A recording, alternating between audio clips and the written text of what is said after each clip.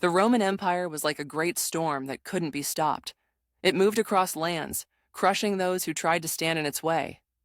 By the time it reached northwestern Italy in 58 BC, it was powerful and ready for more conquests.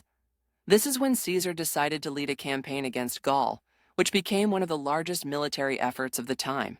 As Caesar advanced, he set his sights on Britain. The island had plenty of iron, unrefined gold, and lands perfect for farming, making it a target for the Roman Empire.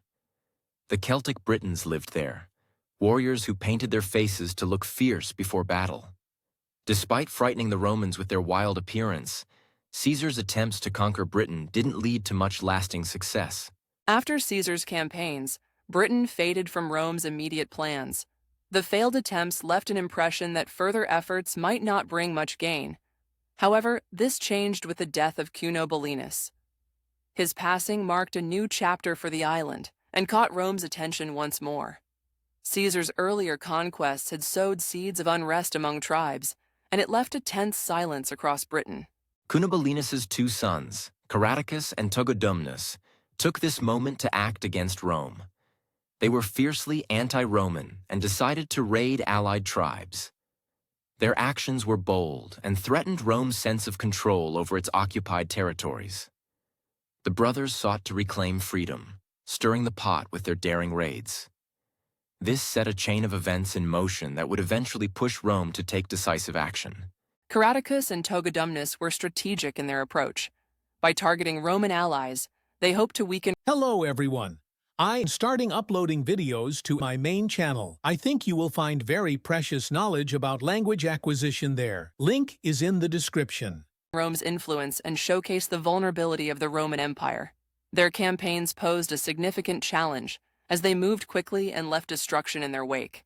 However, their actions also gave Rome the perfect excuse to organize an official invasion, aimed at restoring order and extending their dominance. Increasingly disturbed by the unrest, Rome decided that a full invasion was necessary. This would not only suppress the rebellion, but also reinforce the empire's stature. For Rome, it was not just about conquest, but about maintaining a stronghold over lands that Caesar had eyed. The islands held resources and strategic value, meaning Rome could not afford to ignore this growing defiance. It was time for a more calculated move. Emperor Claudius took a strategic step by appointing Aulus Plautius, a senator with significant military experience, to lead the Roman invasion of Britain. In 43 AD, Plautius and his 4 legions landed on the island, making their way to the region we now call Kent.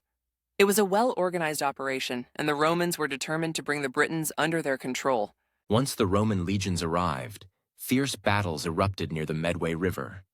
The forces of Camulodunum's successors fought bravely, but the Romans, with their superior training and discipline, eventually defeated them. Togodumnus was captured and killed, but his brother, Caradocus, managed to escape. Despite being on the run, Caradocus continued to lead guerrilla attacks against the Romans, a thorn in their side for years to come. Caradocus was clever in his tactics. He used the dense forests of Britain to hide and coordinate his attacks, frustrating the Roman forces. Over the next 7 years, his hit-and-run tactics caused significant losses for Rome. However, in 50 AD, the inevitable happened. Caradocus was finally defeated and captured at a stronghold situated on rocky terrain. His capture marked the end of Britain's spirited resistance in those early years.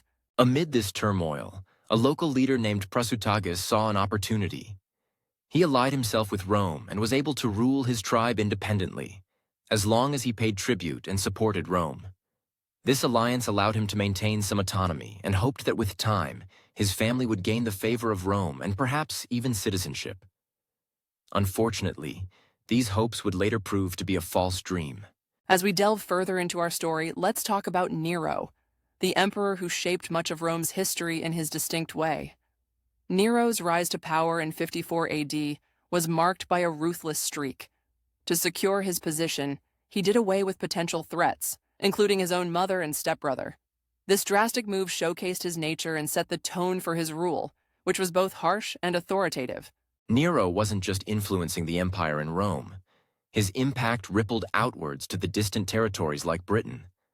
The shift in Rome's attitudes was evident, as it started to push harder on local tribes, increasing the pressure on them. Previously, there was a semblance of peace where local customs were respected. But under Nero's directive, this began to change as he aimed to reinforce Rome's control and dominance. The changes instigated by Nero had significant consequences. With the death of Prasutagus, a local leader allied with Rome, an already tense situation worsened.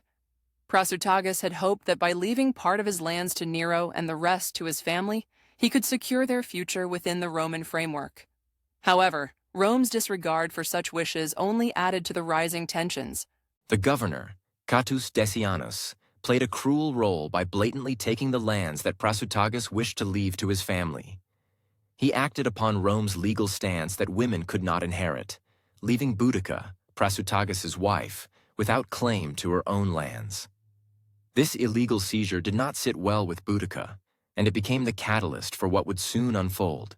The violation of Boudica's rights in her lands was not a singular injustice, but part of a larger pattern of oppression. This event was a clear symbol of Roman tyranny to the Britons, fueling anger and a desire for rebellion. The mistreatment of a leader's family by occupying forces was as much a political message as it was a personal attack. The oppressive actions of the Roman governors underscored the growing tensions between the occupiers and the local tribes.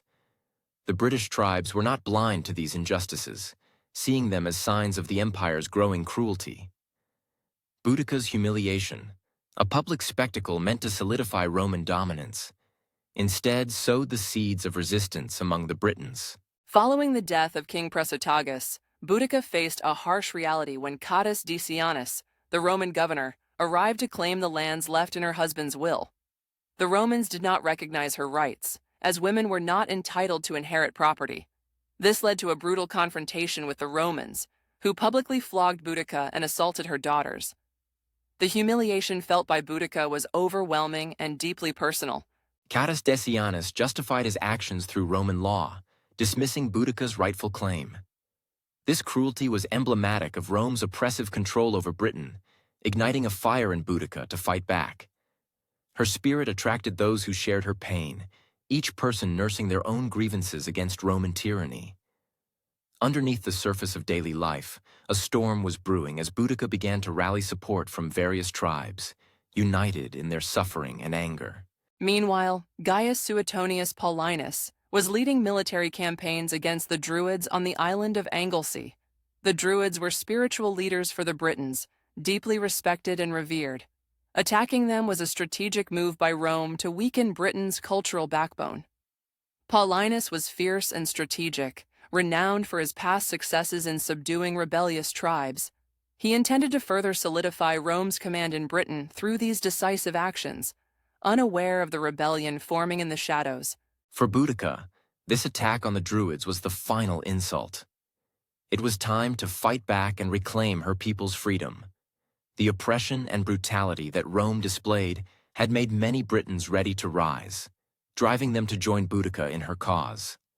As she traveled between tribes, she delivered rousing speeches that fanned the flames of rebellion, inspiring a united front against Roman rule. Her call to action ignited a collective resistance against the invaders. Boudica's rallying cry resonated across the land, gathering a sizable force of men and women ready to take on the Roman Empire. This coalition was fueled by a deep-seated desire to reclaim their traditions, laws, and autonomy.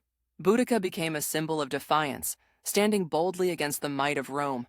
Each new recruit joined with a personal story of loss or grievance, cementing the army's unity and unwavering determination to challenge their oppressors.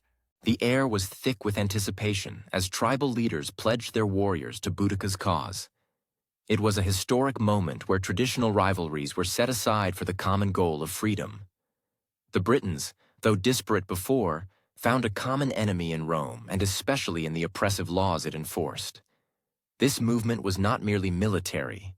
It was a declaration of independence, a fight for justice, and a refusal to bow to Roman tyranny. As Boudica led her army towards Camulodunum, one of the most important Roman cities in Britain, the mood was one of fierce determination.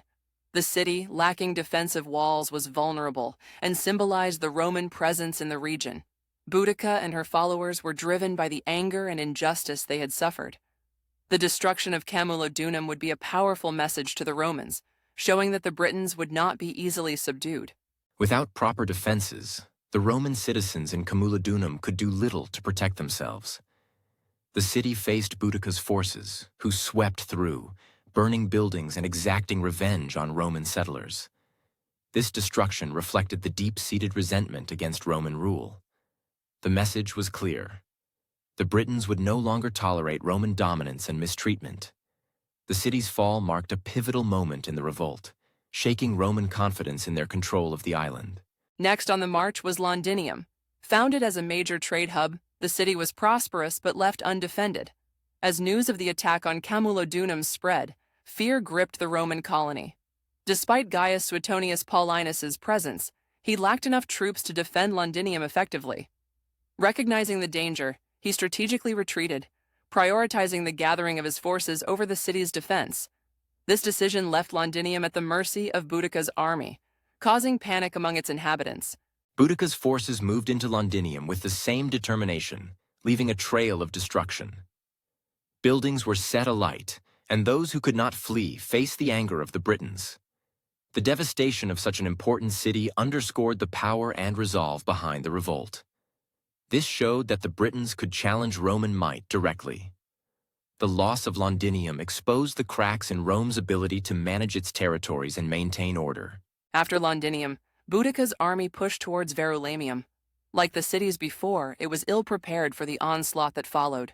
Boudica, now seen as an avenging force by her people, inspired the women, elders, and children of the Britons to join in the revolt. The destruction of Verulamium, yet another significant Roman city, showed the unstoppable momentum of the Britons.